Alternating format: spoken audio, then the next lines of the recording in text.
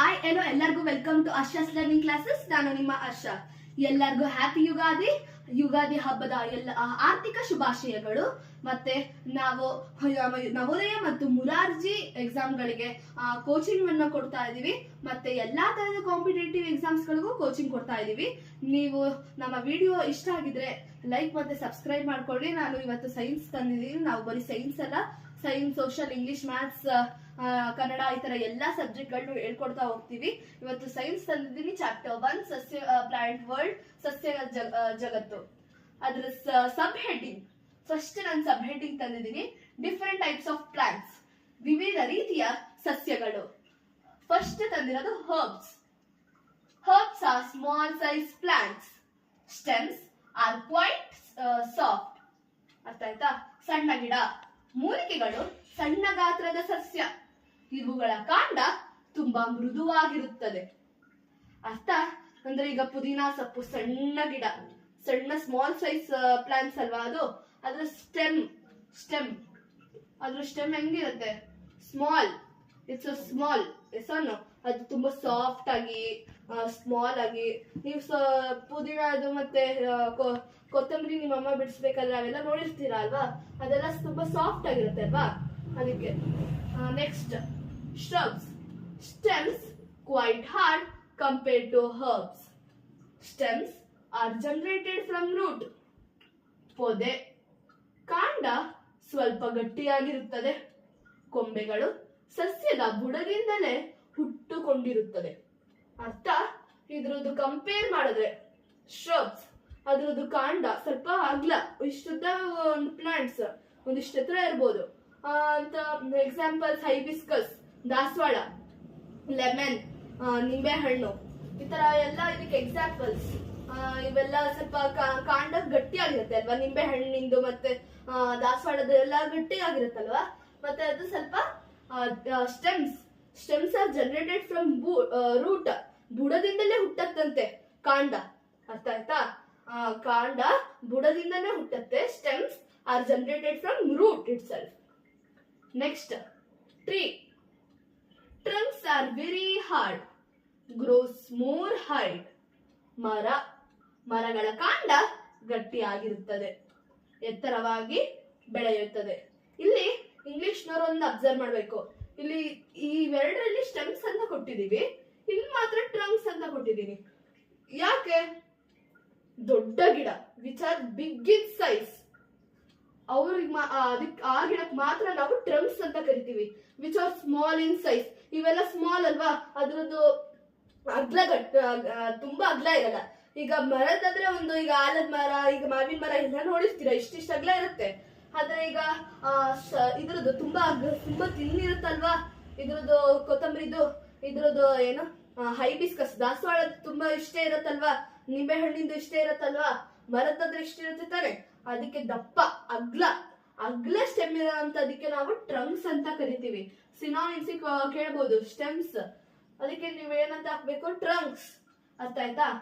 Next ಇದಕ್ಕೆ example banyan tree, mango tree, ಆಲದ ಮರ, ಮಾವಿನ ಮರ, ಬಾಳೆ ಮರ, coconut tree, etcetera.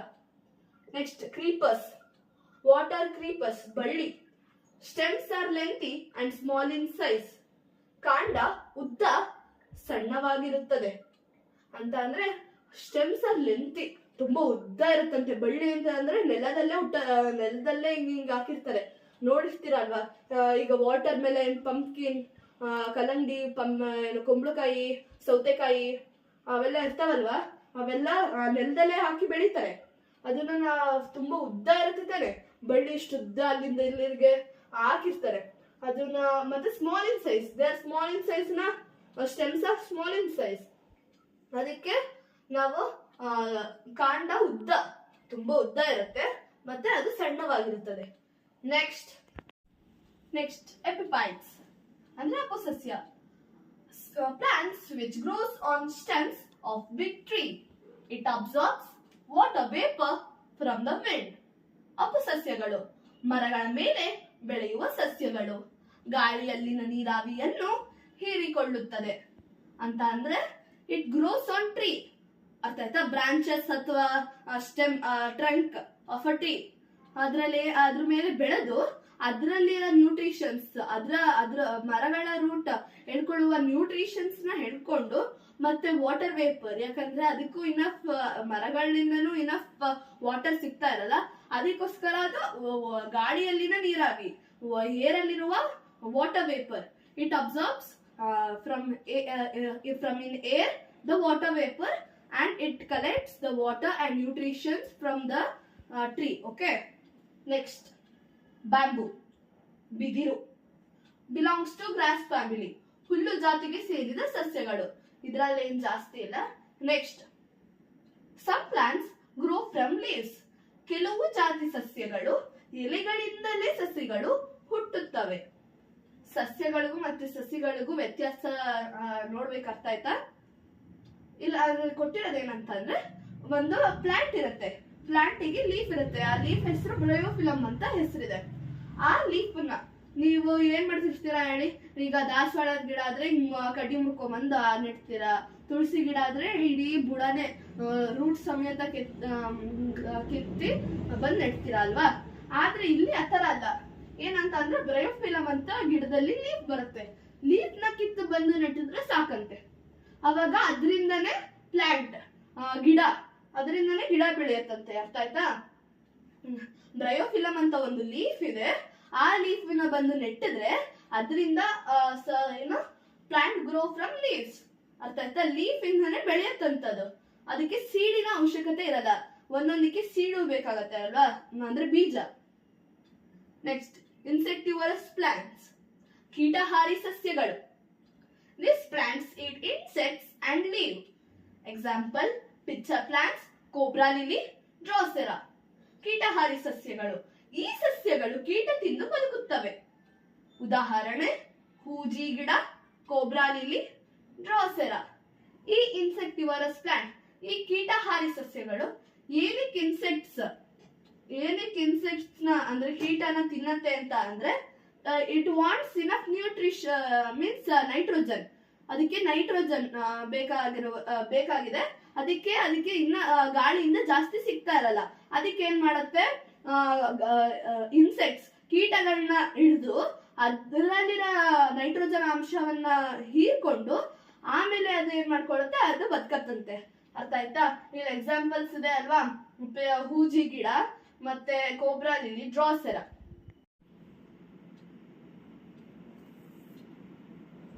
Next, the seeds of mangrove plant which grow in the coastal region germinate on the plant itself. Later on, seedlings will fall on the ground and grow. ಕರಾವಳಿಯಲ್ಲಿ mangrove ಕಾಡುಗಳಲ್ಲಿ ಸಸ್ಯ ಬೀಜಗಳು ಸಸ್ಯಗಳಲ್ಲೇ ಮೊಳಕೆಯಾಗಿ ಸಸಿಗಳು ನೆಲಕ್ಕೆ ಉದುರಿ ಬೆಳೆಯುತ್ತದೆ. ಅಂತಂದ್ರೆ normal ಆಗಿ ಪ್ಲಾಂಟ್ ಹೆಂಗೆ ಹುಟ್ಟಂತೆ ಅಂತ ಅಂದ್ರೆ, ಪೇರೆಂಟ್ ಪ್ಲಾಂಟ್ ಅಲ್ಲಿ ಸೀಡ್ ಉದ್ರಿ ಆಮೇಲೆ ಅಲ್ಲಿ ಮಣ್ಣಲ್ಲಿ ಜರ್ಮಿನೇಟ್ ಆಗಿ ಆಮೇಲೆ ಪ್ಲಾಂಟ್ ಬೆಳೆಯುತ್ತೆ.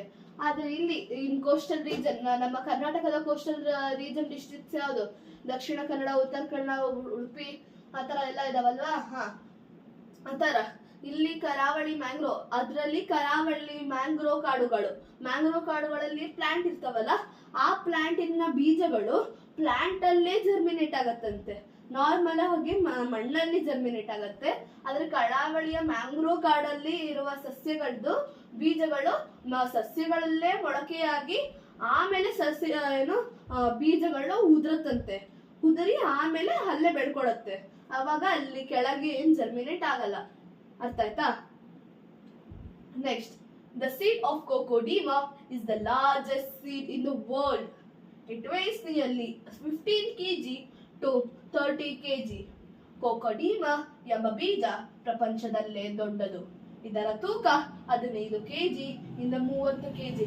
ಎಲ್ಲರೂ ಅನ್ಕೊಂಡಿರ್ತೀರಾ ದೊಡ್ಡ ಸೀಡ್ ಅಂತ ಅಂದ್ರೆ ಮಾವಿನಕಾಯಿ ಬೀಜ. ಆದ್ರೆ ರಿಯಲ್ ಆಗಿ ಯಾವುದು? ಅದೊಂದು 100 ಗ್ರಾಮ್ಗಾದ್ರೂ ಬರಲ್ಲ ಅಲ್ವಾ? ಆದ್ರೆ ಇದು coco de mer is the largest seed in the world. 15 kg ಇಂದ 30 kg ಇರುತ್ತಂತೆ ಅಲ್ವಾ?